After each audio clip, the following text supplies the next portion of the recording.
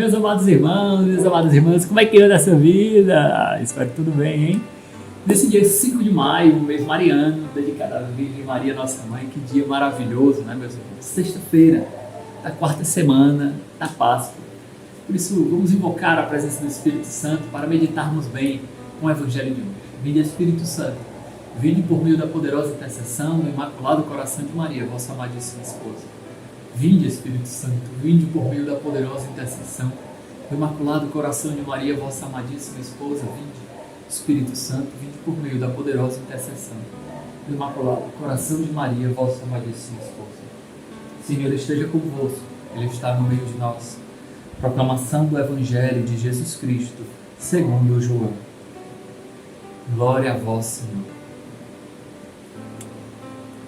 Naquele tempo, disse Jesus a seus discípulos: não se perturbe o vosso coração. Tendes fé em Deus, tendes fé em mim também. Na casa de meu Pai há muitas moradas. Se assim não fosse, eu vos teria dito: vou preparar um lugar para vós, e quando eu tiver preparado um lugar, voltarei e vos levarei comigo, a fim de que, onde eu estiver, estejais também vós. Para onde eu vou, vós conheceis o caminho. Tomé disse a Jesus: Senhor, nós não sabemos para onde vais. Como podemos saber, conhecer o caminho? Jesus respondeu: eu sou o caminho, a verdade e a vida. Ninguém vai ao Pai senão por mim. Palavra da salvação, glória a vós, Senhor. Meu irmão, minha irmã, esse evangelho ele é muito conhecido, não é? Muito belo. Jesus falando intimamente, na intimidade do seu coração com os seus discípulos. Eu vou preparar um lugar para vocês. Nesse contexto pascal, nos fala que a ressurreição não foi algo que aconteceu só com Jesus.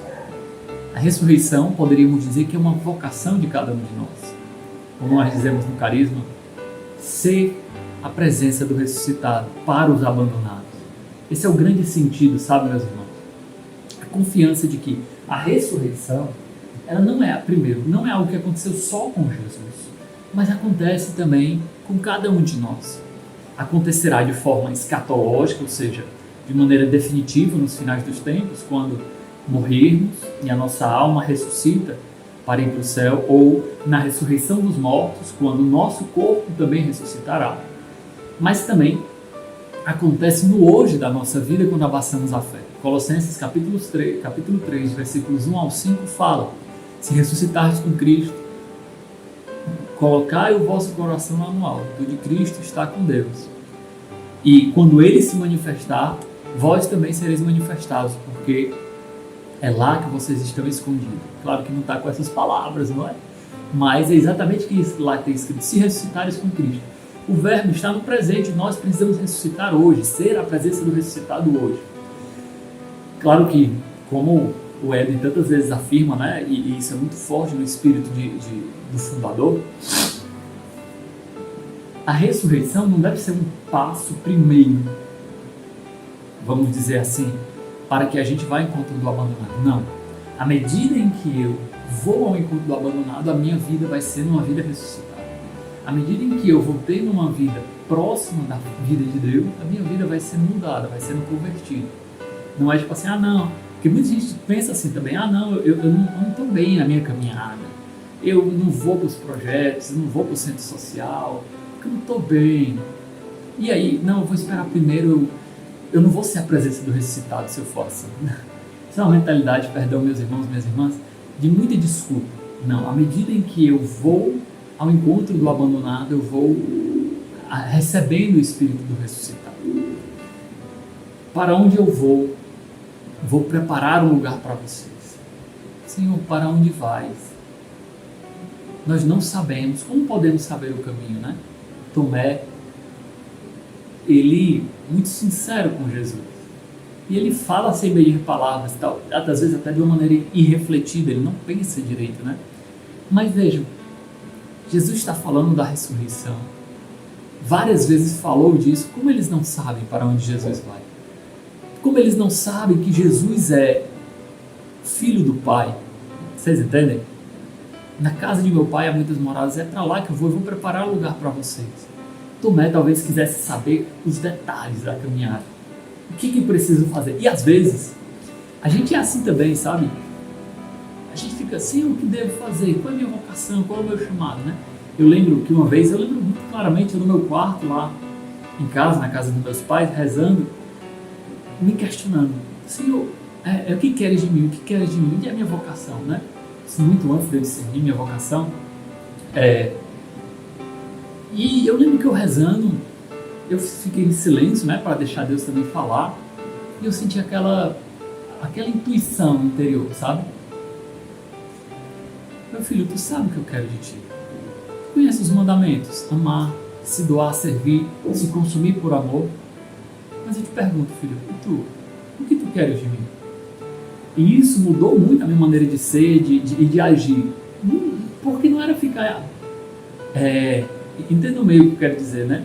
Adiando com minhas desculpas o projeto de santidade de Deus para mim, através de uma falsa dúvida. O que quero de mim? Qual é a minha vocação? Certo?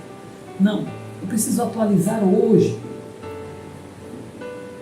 a santidade que Deus me chama, que Deus me convoca, para poder entender o caminho que Ele quer para mim, na fidelidade do hoje. A partir daquele momento, claro, não se tornou claro para mim o que eu deveria fazer, mas eu sabia que eu precisava me dedicar na minha comunidade, ser um bom filho, ser um bom estudante, procurar uma vida de santidade na vida ordinária, vocês entendem? No meu hoje, ser um bom irmão.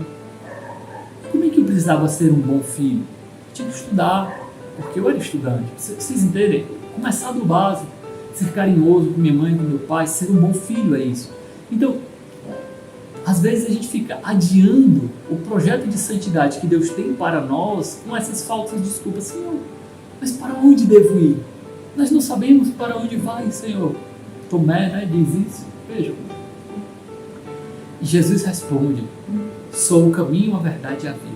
Sum via veritas et vita. Em latim, né? Santo Agostinho fala, Jesus não só mostra a finalidade, que é a vida, né? A vida eterna que Ele tem reservado para nós. Não mostra só o modo, que é a verdade, o modo de ir na sinceridade da verdade. Teu sim seja sim, que teu não seja não. Mas Jesus também nos mostra o caminho, que é Ele mesmo. Jesus, Ele é o caminho, a verdade e a vida. Em outras palavras, em outro contexto também, Santo Agostinho também fala, Jesus não dá só o querer, mas Ele dá o querer, o poder e o fazer.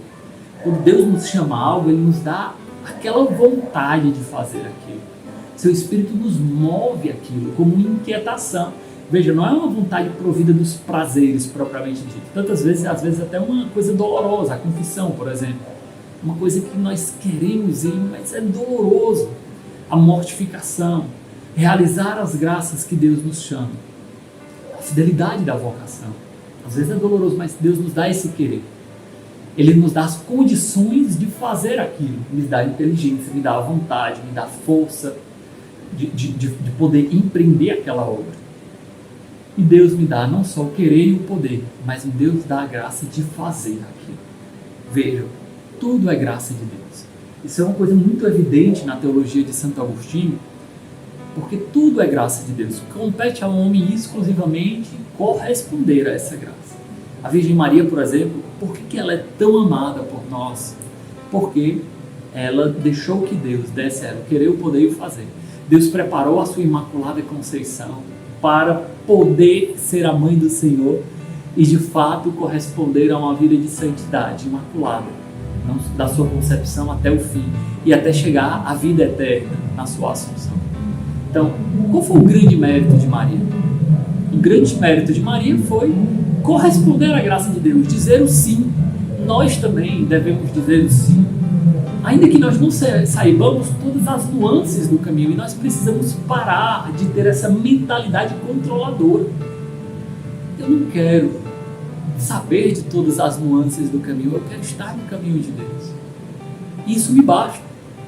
Então, por exemplo, quando eu correspondi ao chamado de Deus na minha vocação, eu não sabia que eu ia passar um ano, eu nunca imaginava, eu nem sabia que existia uma missão da diocese em Boca do Acre, que é onde eu estou, no sul do Amazonas. Então, já imaginou? A gente não sabe. Mas eu sei que eu fui feliz quando escolhi, fui feliz durante o meu caminho no seminário, com as dificuldades que tem, e sou feliz hoje. E isso me dá a confiança de que amanhã também serei feliz, e isso me dá a certeza do sim, você me entende? Veja, imagina se Jesus chegasse para Pedro e dissesse: olha Pedro, vamos me seguir porque tu vai me prometer muito amor, mas ao final de contas tu vai me negar, certo? Mas eu vou te perdoar e eu vou ressuscitar. E depois tu vai receber o Espírito Santo, vai ser tão ousado que vai pregar pelo mundo inteiro, mas no final da tua vida tu vai morrer, crucificado também. Pedro ia olhar para Jesus naquele primeiro dia, se você imaginar, quer dizer, é o quê, mano? Né? Se ele fosse cearense, é o quê, macho? Né? Tu é doido? Não. Jesus vai seduzindo Pedro, mostrando o caminho, Pedro vai se deixando conduzir, até que Pedro é disposto a tudo pelo Senhor. Naquela naturalidade de coração, correspondendo à graça de Deus. Deus não precisa revelar todas as nuances do caminho, vejamos. Não sou eu que sou Deus. Ele é Deus. E eu preciso ser um adorador. E adorar não é só reconhecer a grandeza de Deus, mas também reconhecer a minha pequenez como filho amado que sou. Então, meus irmãos, que no Evangelho de hoje nós possamos pedir a Deus a graça de seguir esse caminho, na verdade, para chegarmos à vida. Glória ao Pai, ao Filho e ao Espírito Santo, como era no princípio, agora e sempre. Amém. O Senhor esteja convosco, Ele está no meio de nós. Pela intercessão de São Pedro, de Nossa Senhora, de São Tomé, abençoe-vos Deus Todo-Poderoso, Pai, Filho e Espírito Santo.